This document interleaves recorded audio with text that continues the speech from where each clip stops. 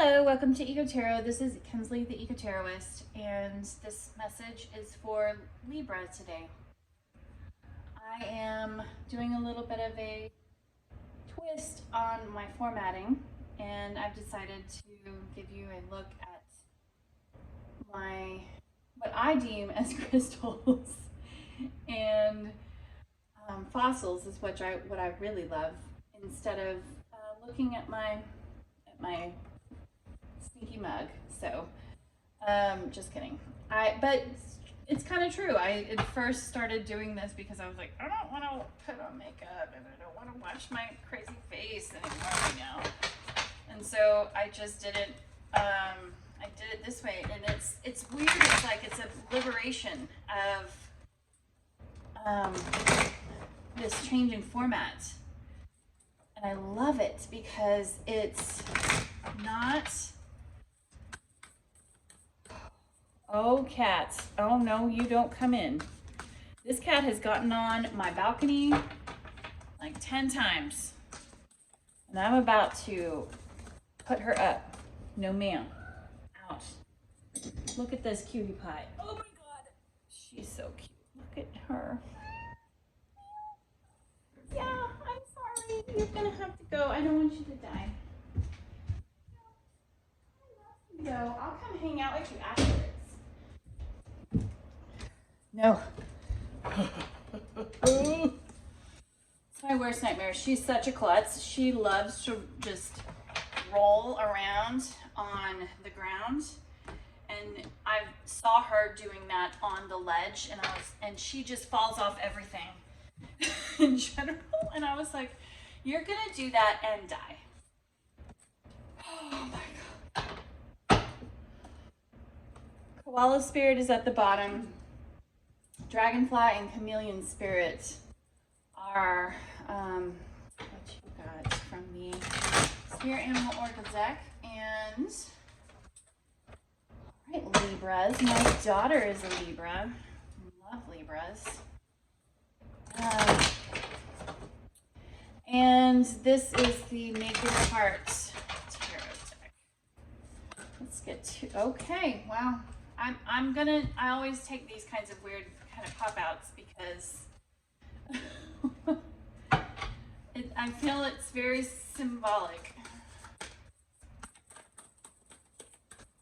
I don't know why. Like sometimes it feels right and sometimes it doesn't. So I'm gonna take the star, and these 3 cards I'm gonna just have off to the side because I want the 2 main cards, and we can kind of supplement with that. But man, you got some interesting cards. You've got Page of Cups, 5 of Swords for the chameleon spirit, and Knight of Cups, the star for dragonfly spirit. And you've got, supporting this reading is the 8 of Wands, the Chariot, and the 6 of Cups. All of these horses, ungulate, like total, that's craziness. Ungulates unite. Okay, and then the Hanged Man is at the bottom of the deck. A little bit of contemplation, spirituality, understanding who and what you really are. And we're going to supplement this by the Lenormand, which is something that I created. And I wish you guys would do your own deck. Go on Amazon and get some blank cards and get some paint pens that are smudgeable. And to have an art project, and then it's like these cards are yours. Okay, we're gonna.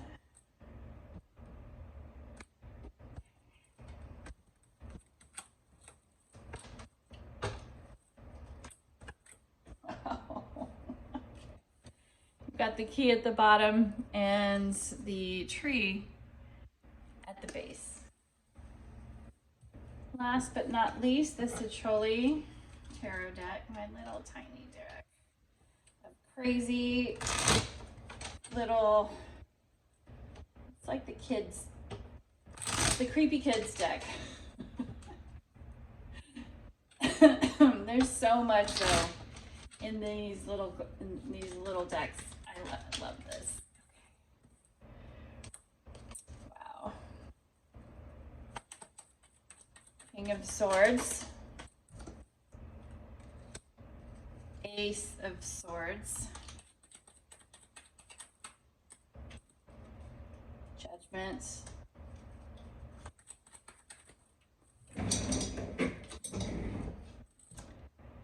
Three of Swords. Uh-oh. Wow. Five of Swords. Two Five of Swordses. Swordses. Don't like. Okay, well, that's just not going to happen. Okay. Death. Ace of Cups. King of Wands. Oh my God. Oh, this freaks me out when this happens, I have to say.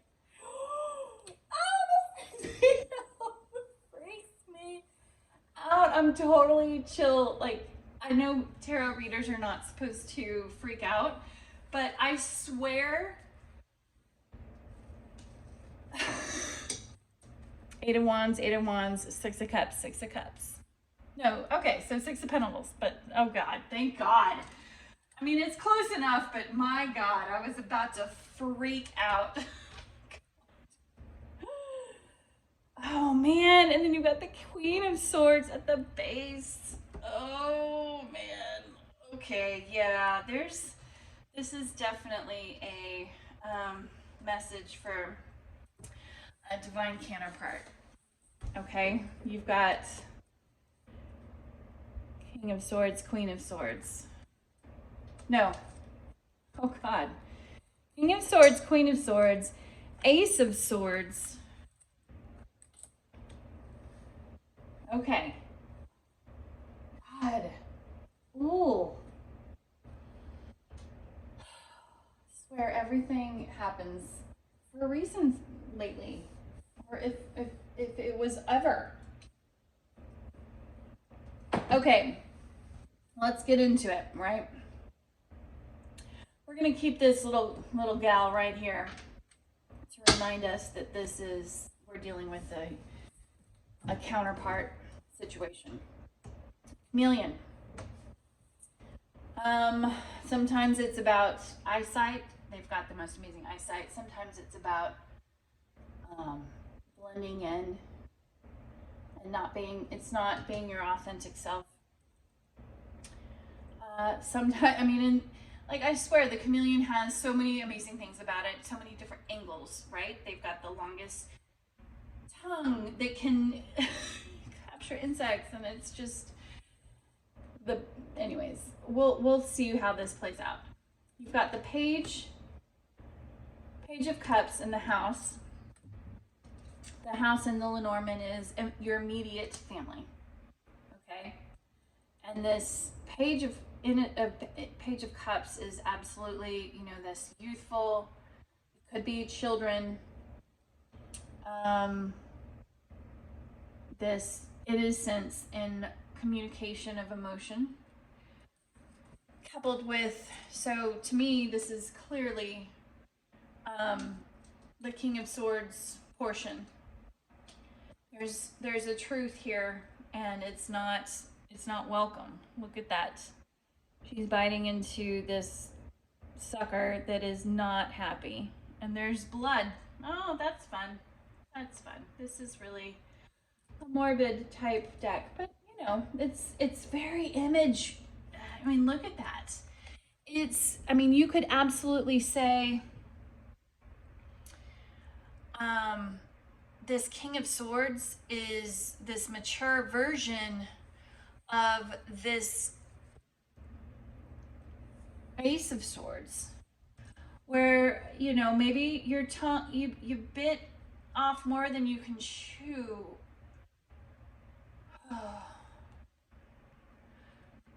And you want communication. Look, there, the King of Swords is writing letters.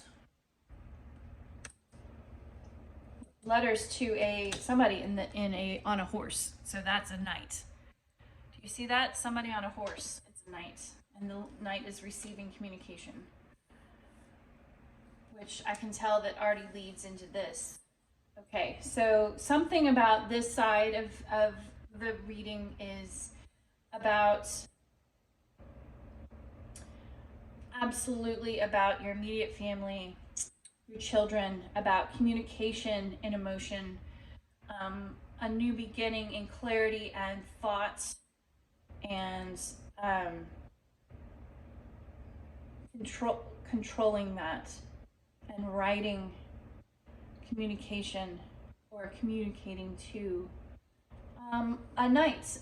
And this is the knight. So we're going to continue to see how this goes. So 5 of Swords is betrayal. It's sabotage. It could be self-sabotage, but it's heart, you know, and then it's clarified by heartbreak and judgment. And judgment is, okay, so loyalty, you know, devotion, friendship. I think something in this immediate family, there was trust that was broken. It was heartbreaking.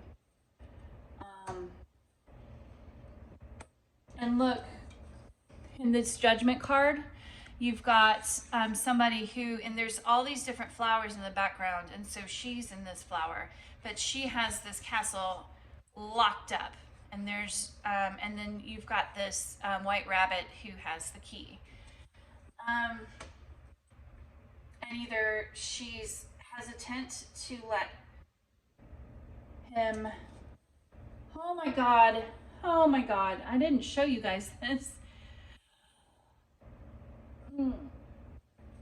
but that's what, you see that? I can't tell if you can see that. They're holding a key. And this is at the base of the reading, the key. It's a literal, it's unlocking openness, liberation, resolution. And so there's in this offering of forgiveness, there was a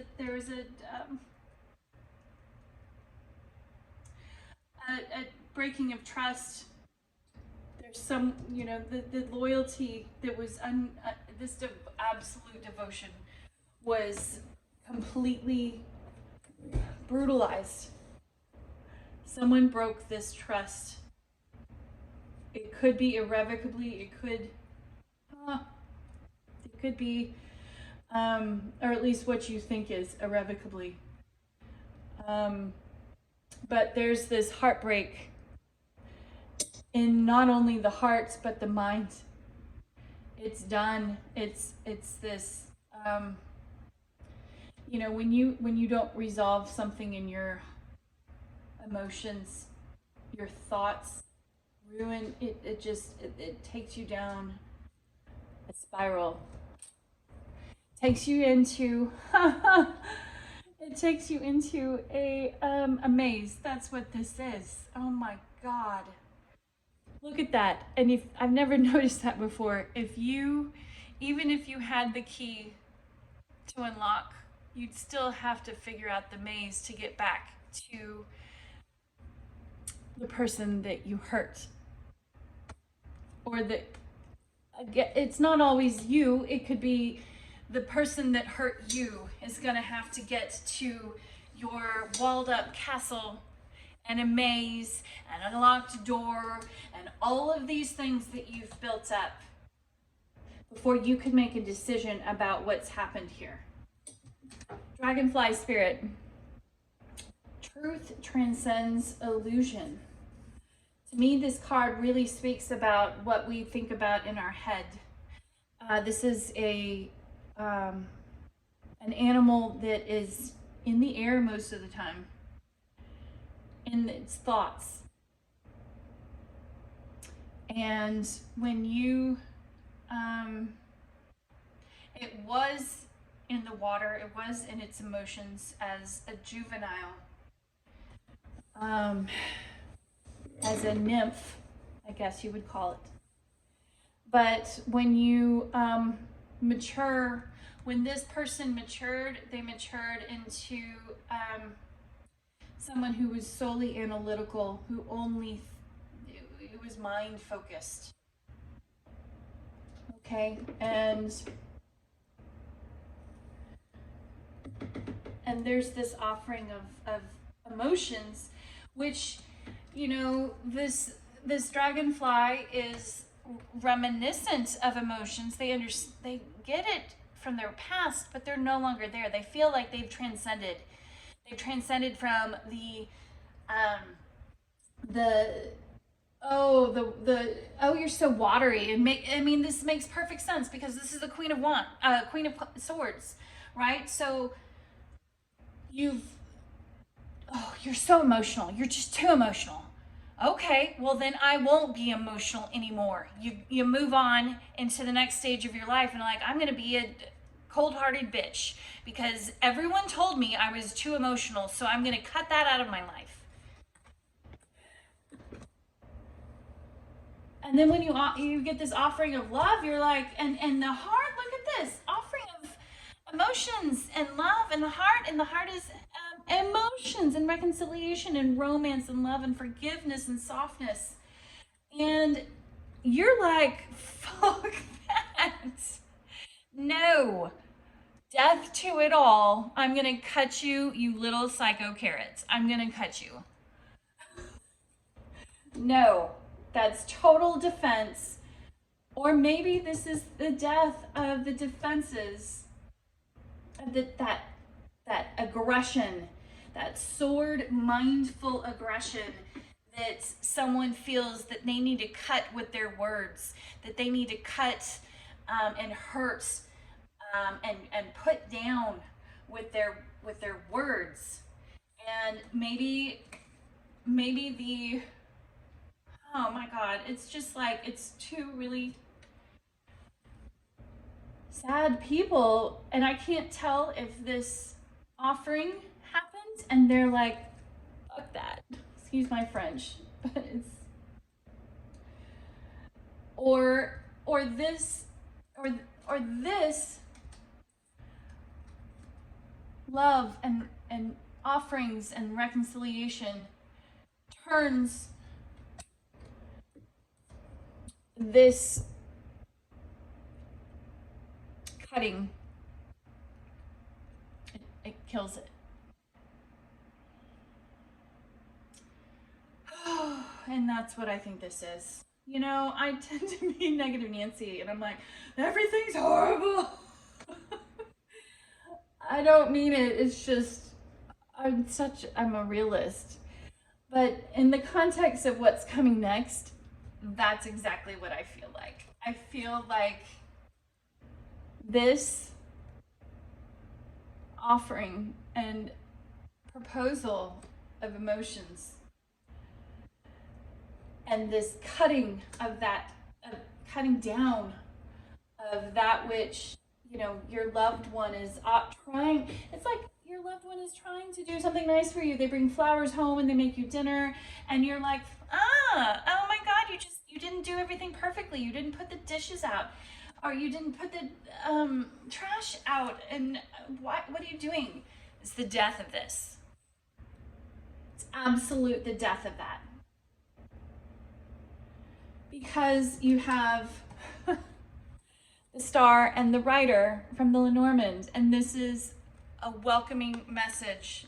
It's kind of like a knight on a horse in the traditional sense. Instead, I have an egret on an elephant, but it's someone coming to you fast with a message of love, message of love, message of your wish fulfillment, of of healing love. And only then and only then do you offer up your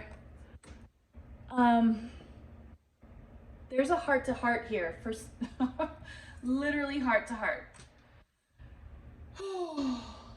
And that's only when I think both of you have a heart to heart conversation and share all parts of you, not just the parts that you've gotten used to, not the parts that you know, betrayal, if you think about it,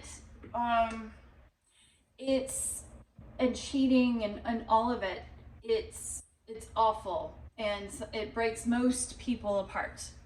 But sometimes it's it liberates. Oh my god. Oh, totally gonna bawl my fucking eyes out. Stinking Libra. You make me cry. It liberates you to say all the things that you never got to say, that you were so either complacent to or you're like used to not really say anything. And it's so liberating to just say exactly what you mean and mean exactly what you say. And that this communication and communication, especially with my favorite card of the entire stinking deck, it's the,